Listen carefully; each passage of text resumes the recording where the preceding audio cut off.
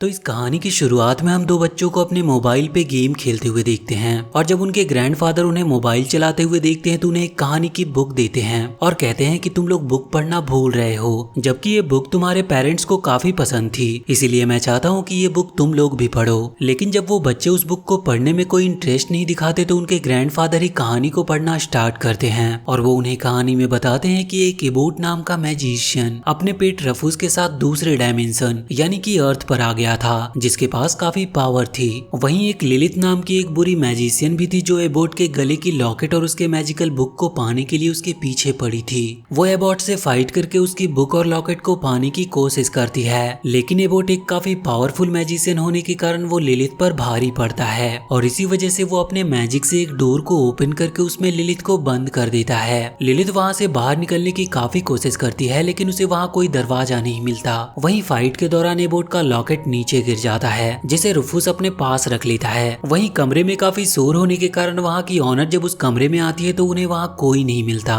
वो दोनों बच्चे अपने ग्रैंडफादर की इतनी सी कहानी सुनते हैं तो उन दोनों को उसमें काफी इंटरेस्ट आने लगता है, जिसके बाद वो अपने ग्रैंडफादर से कहानी के आगे के बारे में सुनाने को कहते हैं, जिस पर उनके ग्रैंडफादर उन्हें बताते हैं कि 2 साल बाद उस हाउस में 2 बच्चे आए जिनका नाम स्कॉट और एमिली था। दरअसल वो दोनों बच्चे उसी हाउस ऑनर के ग्रैंडसन थे। उनके अलावा वहाँ पर 3 नौकर नॉर्मन, एडगर और लिलित काम किया करते थे। और स्कॉट और एमिली जब लिलित को देखते हैं तो उन्हें शुरू में ही लिलित पर कुछ शक होता है। वहीं जब एक बार स्कॉट और एमिली एक साथ बैठे होते हैं तभी एमिली को लगता है कि कोई उसके पीछे खड़ा है, लेकिन जब वो पीछे मुड़कर देखती है तो उसे वहाँ पर कोई दिखाई नहीं देता। एमिली स्कॉट को जब ये बातें बताती है तो स्कॉट उसकी बातों पर विश्वास नहीं करता। वहीं पे हम उस हाउस के नौकर नॉर्मन और एडगर को देखते हैं जो उस घर में चोरी करने का प्लान बना रहे थे। और रात में जब स्कॉट अपने कंप्यूटर पे गेम खेल रहा होता है तो एमिली उसके पास आती है और उसके साथ गेम खेलते हुए उसके कमरे में ही सो जाती है। सोते हुए एमिली को कुछ आवाजें आती है जिसके कारण उसकी नींद टूट जाती है, जिसकी वजह से वो स्कॉट को भी जगाकर उससे कहती है कि बाहर से कुछ आवाजें आ रही है और हमें वहां जाकर देखना चाहिए। और इसके बाद वो दोनों एक साथ उस आवाज का पीछा करते हुए एक रूम तक पहुंचते हैं जिसका दरवाजा तो बाहर से बंद था लेकिन उसी के अंदर से आवाजें आ रही थी।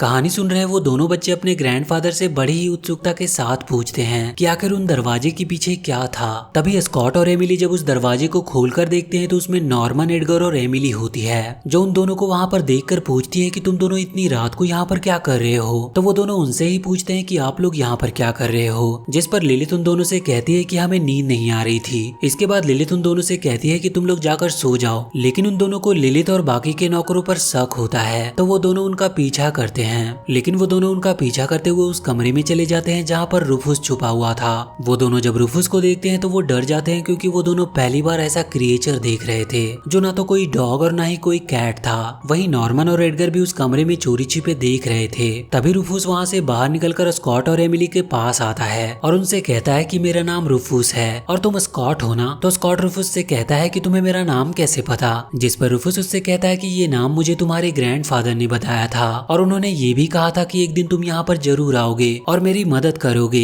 और स्कॉट उसकी बात सुनकर कहता है कि लेकिन मैं तुम्हारी मदद कैसे कर सकता हूँ, जिस पर रुफूस स्कॉट को अपनी कहानी बताता है कि आज से 2 साल पहले मैं और एबोट अपने डायमेंशन से यहाँ पर एक मैजिकल डस्ट लेने आए थे क्योंकि हमारे यहाँ के लोग खतरे में थे, इसीलिए हमारी रानी ने हमें यहाँ पर मैजिकल डस्ट लाने भेजा था। लेकिन लिलित नाम की एक बुरी मैजिशियन हमारे पीछे पड़ गई जिसके कारण एक मैजिकल फाइट के दौरान एबोट यहाँ से गायब हो गया और इसीलिए तुम्हें एबोट को ढूंढने में मेरी मदद करनी होगी। एमिली ये बात सुनकर स्कॉट से कहती है कि हम रुफूस की मदद कर सकते हैं, जिस पर रुफूस एमिली को एबोट का लॉकेट देते हुए कहता है कि मुझे पढ़ना नहीं आता लेकिन तुम्हें इसे देखकर शायद कुछ क्लू मिल सके। एमिली एबोट के लॉकेट को लेकर जैसे उस पर लिखी गई वर्ड को पढ़ती है वहाँ पर एक मैजिकल डोर ओपन हो जाता है। ये देखकर एमिली स्कॉट से कहती है कि मैं रुफूस की मदद करने जा रही हूँ, तुम चाहो तो आ सकते हो, क्योंकि शुरू में रुफूस स्कॉट की मदद करने से मना कर रहा था। लेकिन जब एमिली रुफूस के साथ जाने लगती है तो स्कॉट भी उसके साथ चल देता है। उधर नॉर्मन और एडगर जब उनकी बातें सुनते हैं कि उनके साथ काम करने वाली लड़की एक विच है तो वो दोनों जाकर लिलित को सारी बात बता देते हैं और उसे उस दरवाजे के पास ले आते हैं जहाँ वो दोनों रुफूस को देखे थे।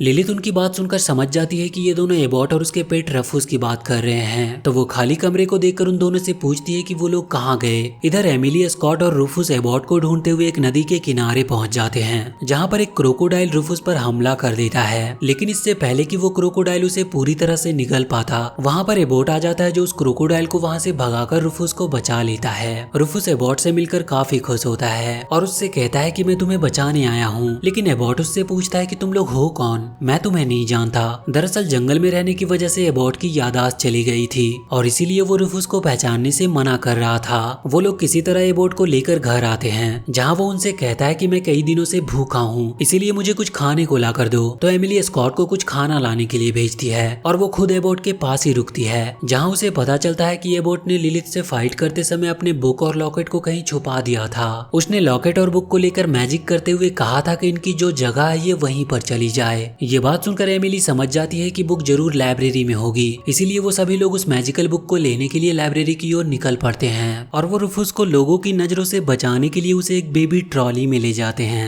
लाइब्रेरी में पहुंचने के बाद वो लोग उस मैजिकल बुक को ढूंढने लगते हैं, लेकिन तभी कोई रुफुस को देख लेता है और वो पुलिस को इन्फॉर्म कर देता है, जिससे पुलिस उनके पीछे लग जाती है। तो एमिली उन लोगों से कहती है कि आप लोग बुक को ढूंढो, मैं पुलिस वालों का ध्यान भटकाती हूँ। और उसी दौरान उन्हें वो मैजिकल बुक मिल जाती है, जिसे लेने के लिए एबॉट जैसे ही उस बुक से कांच को हटाता है वहाँ सायरन बजने लगती है, जिससे वहाँ पर चारों ओर भगदड़ मच जाती है और इसी भगदड़ में एबॉट का लॉकेट और बुक दोनों गिर जाते हैं। लेकिन किसी तरह वो लोग बुक और लॉकेट को लेकर घर आ जाते हैं। धीरे धीरे एबॉट को अब अपनी पुरानी यादें याद आने लगती है कि वो एक मैजिशियन था जो अपने लोगों को बचाने के लिए यहाँ पर आ गया था, लेकिन अभी भी उसे अपनी सारी मैजिक यूज करना नहीं आया था। यहाँ तक कि वो मैजिकल डस्ट को बनाना भी भूल चुका था जो उस मैजिकल बुक में था। वो लोग बात कर ही रहे होते हैं कि तभी वहाँ पर लिलिथ आ जाती है, जो एबॉट से उस बुक को लेने के लिए उससे फाइट करने लगती है। लेकिन एबॉट ने लिलिथ के पावर को बंद कर दिया था, जिसके कारण वो मैजिक कर नहीं पाती। इसके बाद ये लोग मैजिकल डस्ट को बनाने की सोचते हैं, तो उन्हें पता चलता है कि उसे बनाने के लिए इन्हें 4 इंग्रेडिएंट्स की जरूरत है, जिसमें उन्हें एक डायनासोर के बोन की जरूरत थी। इसीलिए वो लोग उसे लेने के लिए रेगिस्तान पहुंच जाते हैं। वहीं एबॉट और लिलिथ की फाइट के दौरान मैजिकल बुक आधी हो गई थी,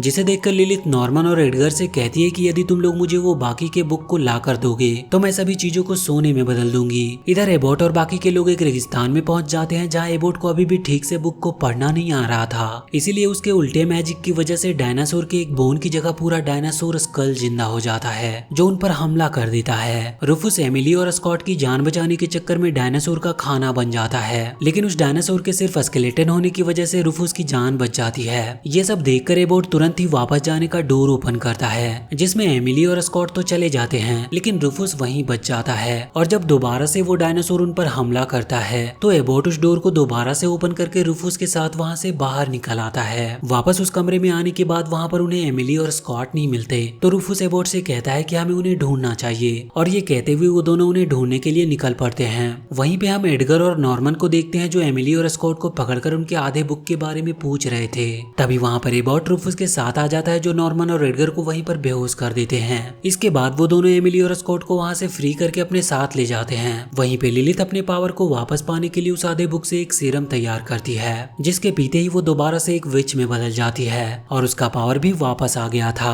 वहीं एबॉट को अब दूसरा इंग्रेडिएंट ओलिव के पेड़ की छाल की जरूरत थी, जहाँ पर जाने के लिए उन्हें एक पार्क से होकर गुजरना पड़ता है। रास्ते में रुफुस 2 लड़के से मिलते हैं, जिन्हें रुफुस कुछ स्टंट करके दिखाता है, तो उन्हें लगता है कि ये कोई छोटा बच्चा है जिसने जानवर का मास्क पहना हुआ है। इसके बाद एबॉट एक दूसरे दुनिया का डोर ओपन करके उसमें सभी लोग चले जाते हैं। वहाँ पर पहुँचने के बाद उन्हें 1000 साल पुराना एक ओलिव का पेड़ मिलता है, जिसकी उन्हें छाल लेनी थी, लेकिन किसी को भी उस पेड़ पर चढ़ना नहीं आता था। इसीलिए रुफुस उस पेड़ पर चढ़ने के लिए जाता है, और इससे पहले कि वो छाल को लेकर नीचे आता, वहाँ पर एक फैल्कन आ जाता है, जो रुफुस को उड़ाकर आसमान में ले जाता है। ये देखकर एबॉट एक मंत्र पढ़ता है, जिसके मैजिक से वो फैल्कन रुफुस को आसमान में ही छोड़ देता है। नीचे गिरते समय रुफुस उस पेड़ की छाल को आसानी से ले लेता है, जिसके बाद वो लोग वापस से एमिली और स्कॉट के घर में आ जाते हैं। और अब इन्हें मैजिकल डस्ट बनाने के लिए लास्ट इंग्रेडिएंट वोल्केनो स्टोन की जरूरत थी, लेकिन जैसे ही वो लोग घर पहुंचते वहाँ पर लिलिथ आ जाती है, और उनके बीच वहाँ पर एक और जबरदस्त फाइट होती है, जिसमें एबॉट लिलिथ को गायब करके नॉर्मन और एडगर को दोबारा से बेहोश कर देता है। इसके बाद वो अपने लॉकेट से वोल्केनो स्टोन का पता लगा लेता है, और उसे लेने के लिए वो लोग निकल पड़ते हैं। वहीं लिलिथ उस बुक से एक मंत्र पढ़ती है, जिसके मैजिक से वो भी उनके साथ वोल्केनो के पास पहुंच जाती है। एबॉट को अभी भी अपनी पूरी पावर के बारे में पता नहीं था, इसीलिए लिलिथ उससे उसके लॉकेट को छीन लेती है और वोल्केनो के ऊपर बैठते हुए एक बहुत बड़े ड्रैगन को नींद से जगा देती है। नींद से जागने के बाद वो ड्रैगन एबॉट और रुफुस पर हमला कर देता है।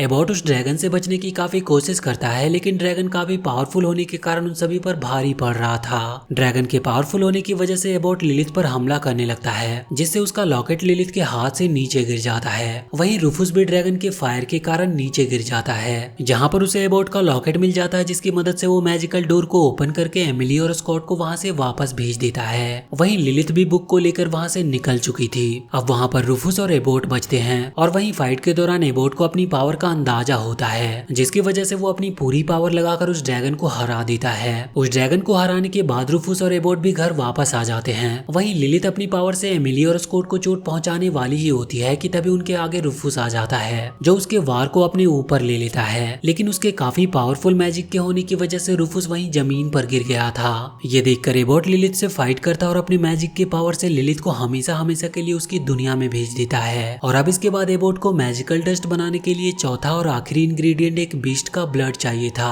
और इसीलिए वो रूफुस का एक बूंद ब्लड लेता है और सभी इंग्रेडिएंट को मिलाकर वो एक मैजिकल डस्ट तैयार करता है, जिसमें से कुछ मैजिकल डस्ट की बूंद रूफुस पर भी गिरती है, जिसके पावर की मदद से रूफुस एक बार फिर से जिंदा हो जाता है। उसे जिंदा देखकर सभी लोग काफी खुश होते हैं। अब जबकि उनके पास मैजिकल डस्ट तैयार हो गया था तो एबोट और रूफुस उस डस्ट को लेकर अपनी दुनिया की ओर निकल पड़ते हैं। वहीं एमिली और स्कॉट जब आकर अपनी ग्रैंड मदर को मैजिक की सारी बातें बताती है तो उनके ग्रैंड मदर इनकी बातों पर विश्वास नहीं करती और कहती है कि दुनिया में सबसे बड़ा मैजिक तो आपस का प्यार ही है, इसीलिए मैं चाहती हूँ कि तुम दोनों साथ रहो। वहीं कहानी सुनने वाले दोनों बच्चे अपने ग्रैंडफादर की इस कहानी को काफी पसंद करते हैं और आखिरी में हम देखते हैं कि रूफुस वापस जाते समय एमिली और स्कॉट से कहता है कि हमें आगे भी तुम्हारी बहुत जरूरत पड़ सकती है। और इसी के साथ ये मूवी यहीं पर खत्म हो जाती है। तो वीडियो अगर अच्छी लगी हो तो प्लीज चैनल को सब्सक्राइब करके बेल आइकन जरूर दबा ले।